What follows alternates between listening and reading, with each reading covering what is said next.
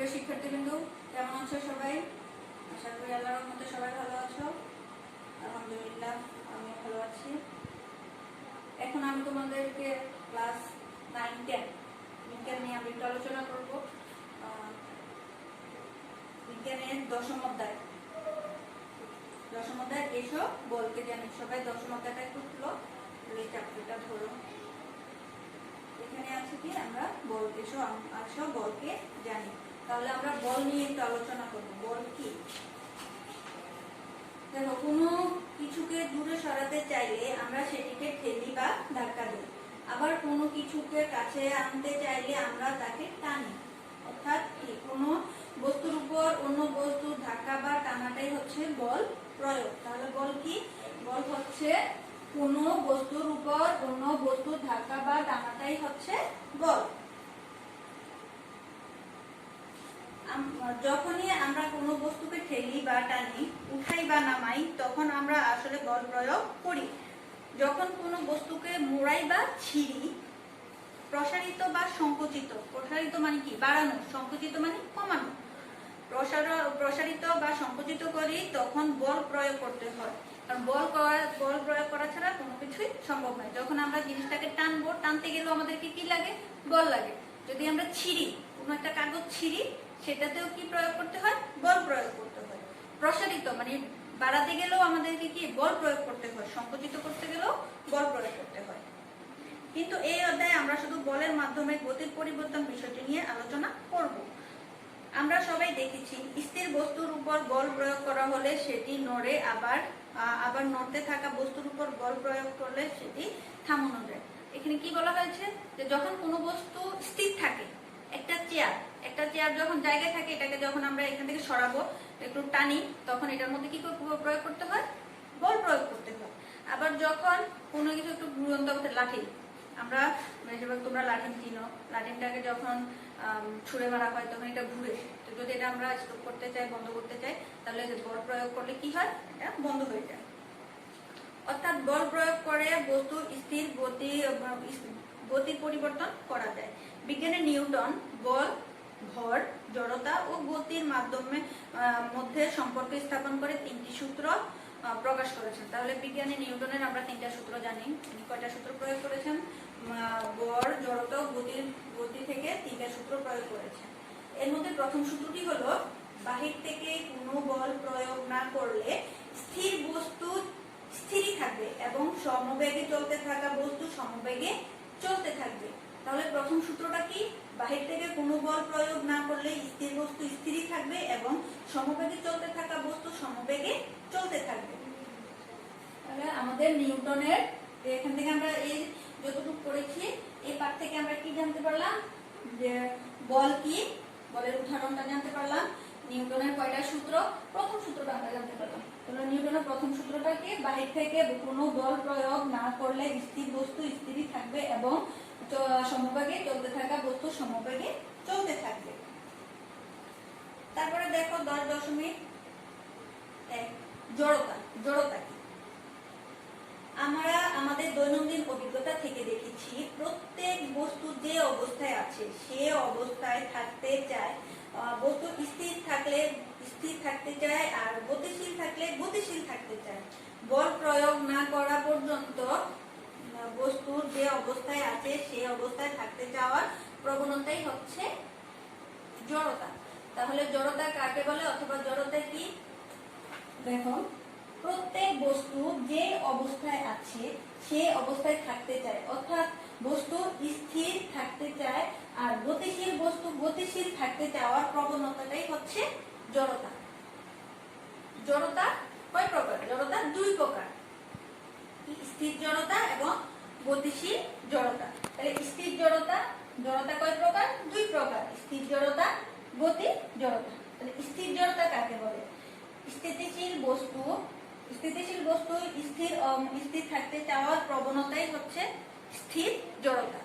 আর গতিশীল জড়তা, গতিশীল বস্তু সমবেগে গতিশীল থাকার প্রবণতাকে বলা হয় গতি জড়তা। তাহলে এখান থেকে আমরা জানতে পারলাম বল কাকে বলে বা বল কি, বলের উদাহরণ, নিউটনের সূত্র, নিউটনের প্রথম সূত্র, জড়তা, জড়তা কত প্রকার, কি কি। এখন আমরা 10.2 এই পাঠটা দেখব। বলের পরিমাণ ও নিউটনের দ্বিতীয় গতিসূত্র। নিউটনের এই পাঠে আমরা নিউটনের দ্বিতীয় সূত্র সম্পর্কে জানতে পারবো। তাহলে আমরা নিউটনের প্রথম সূত্র থেকে জেনেছি যে বস্তু গতি অবস্থার পরিবর্তন করতে হলে, অর্থাৎ স্থির বস্তুকে স্থির করতে হলে বা গতিশীল বস্তুর গতির পরিবর্তন করতে হলে বল প্রয়োগ করতে হবে। বস্তুর জড়তা থাকার কারণে এ বল প্রয়োগ করতে হয়। যে বস্তুর জড়তা যত বেশি তার অবস্থার পরিবর্তনের জন্য তত বেশি বল দিতে হবে। তাহলে কি বলেছে এখানে, যে বস্তুর জড়তা যত বেশি তার অবস্থা পরিবর্তনের জন্য তত বেশি বল দিতে হবে। জড়তার পরিমাণ হচ্ছে বল। সুতরাং যে বস্তুর ভর যত বেশি, গতির পরিবর্তন করতে হলে সেই বস্তুর উপর তত বেশি বল প্রয়োগ করতে হবে। তার মানে কি, কোনো বস্তুর ভর মানে কি ওজন, কোনো বস্তুর ভর যত বেশি হবে তার পরিবর্তন করতে হলে তত বেশি বল প্রয়োগ করতে হবে। একটি নির্দিষ্ট ভরের বস্তুর উপর কতখানি বল প্রয়োগ করা হলে বস্তুর বেগের কতখানি পরিবর্তন হবে, নিউটনের দ্বিতীয় সূত্র থেকে সেটি ব্যাখ্যা করা হয়েছে। নিউটনের গতির দ্বিতীয় সূত্র আমরা যখন পড়তে যাব, নিউটনের গতির দ্বিতীয় সূত্র থেকে দুটা জিনিস জানা দরকার। সেটি হচ্ছে, একটি হচ্ছে ভর, অন্যটি ত্বরণ। তাহলে আমরা নিউটনের গতির সূত্র জানার আগে দুটা জিনিস জানতে হবে, একটা হলো ভর আর একটা হলো ত্বরণ। ভরবেগ ও ত্বরণ। তাহলে ভরবেগ কি,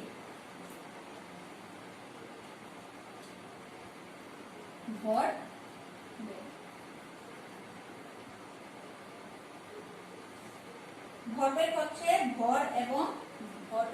ভর এবং বলের গুণফল। ভরবেগ হচ্ছে ভর ও বেগের গুণফল।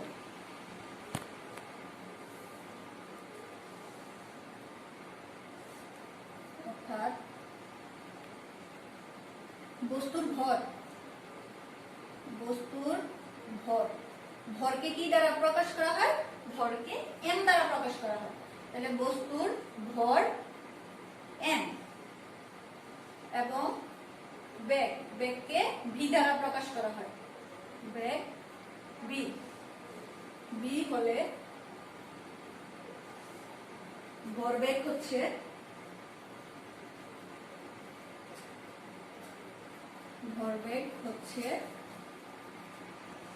p।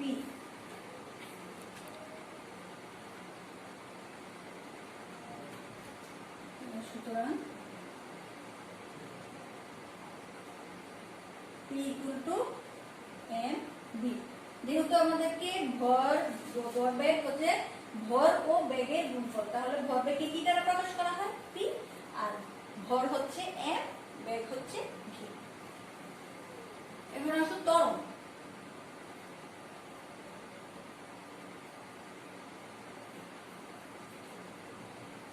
ত্বরণ হচ্ছে বেগের পরিবর্তনের হার।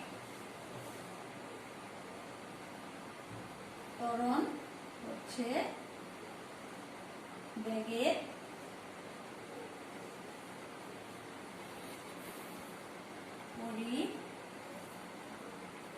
পরিবর্তনের হার।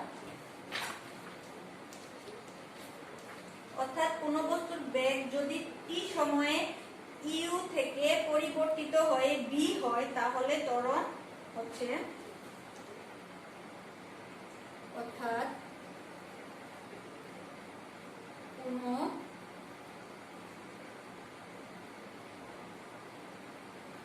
বস্তুর বেগ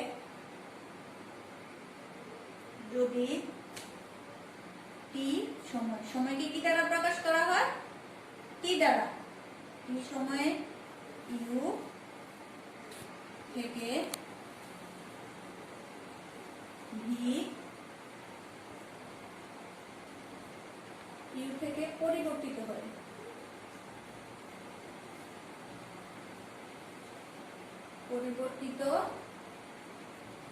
হয়ে v হয়,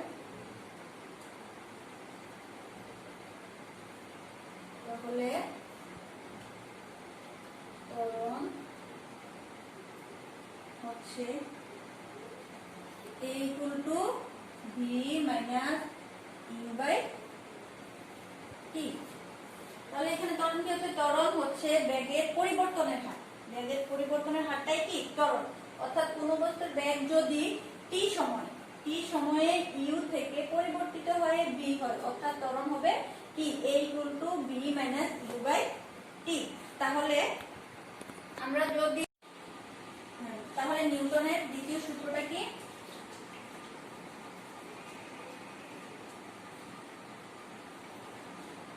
নিউটনের দ্বিতীয় সূত্র, দেখো নিউটনের দ্বিতীয় সূত্র হচ্ছে বস্তুর ভরবেগের পরিবর্তনের হার প্রযুক্ত বলের সমানুপাতিক। বস্তুর ভরবেগের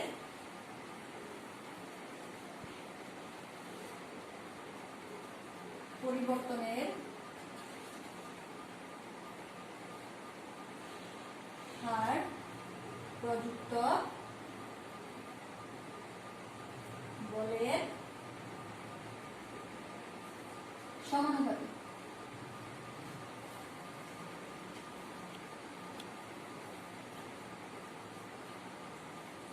তবে বলকে এমন ভাবে সংজ্ঞায়িত করা হয়েছে যে আমরা সমানুপাতিক না বলে সমানও বলতে পারি।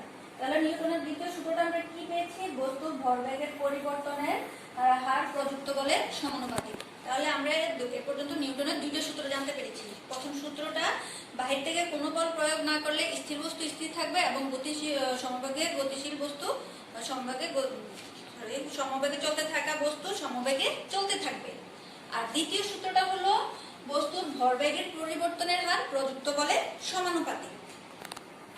অর্থাৎ আমরা বলতে পারি কোন বস্তুর ভরবেগ t সময়ে mu থেকে পরিবর্তিত হয়ে mv হলে তার ভরবেগের পরিবর্তনের হার হবে ma equal to m into v minus u by t। তাহলে আমরা নিউটনের দ্বিতীয় সূত্র থেকে কি লিখতে পারি? কোন সূত্রটা ব্যবহার করা যায়? F equal to m into v minus u by t। তাহলে দেখো এখানে আমরা আরেকটু প্রমাণ করি, সেটা হলো এটাও লিখতে পারি F equal to m।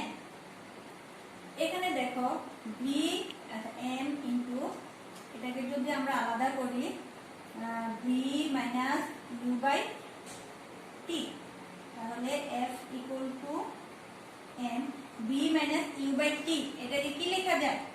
a লেখা যায়। অর্থাৎ f সমান সমান m a ও আমরা লিখতে পারি। তাহলে দেখো বলের একক, বলের একক কি? বলের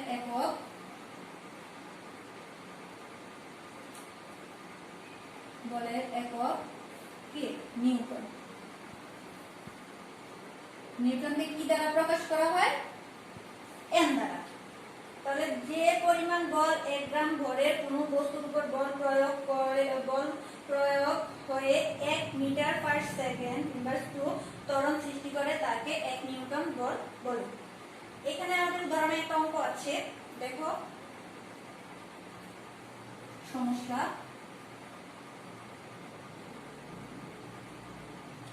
উদাহরণ 1।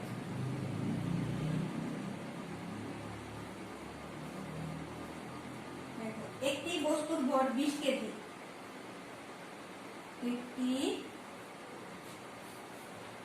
বস্তুর ভর 20 কেজি। এর উপর একটি বল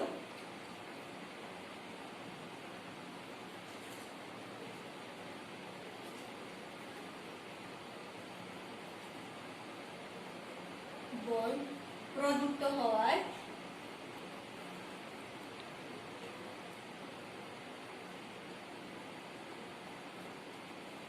এর ত্বরণ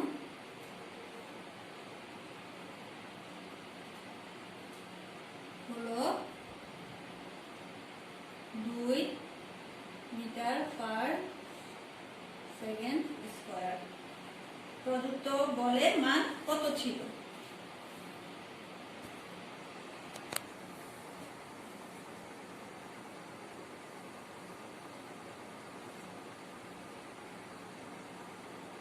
তাহলে এখানে আমাদেরকে কি কি দিয়ে দিছে, একটি বস্তুর ভরকে কি দ্বারা প্রকাশ করা হয়, m 20 কেজি এর উপর প্রযুক্ত বল প্রয়োগ হওয়ায় এর ত্বরণকে কি দ্বারা প্রকাশ করা হয়, a, তাহলে হলো 2 মিটার পার সেকেন্ড স্কয়ার। প্রযুক্ত বলের মান কত ছিল। তাহলে আমরা লিখতে পারি এখানে কি কি দেওয়া আছে, বস্তুর ভর,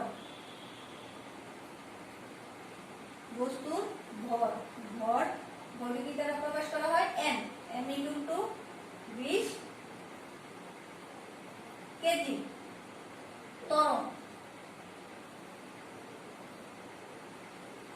ত্বরণকে কি দ্বারা প্রকাশ করা হয়, a = 2 metre per second square. তাহলে প্রযুক্ত বলকে কি দ্বারা প্রকাশ করা হয়, F দ্বারা। F = কত, তাহলে আমরা জানি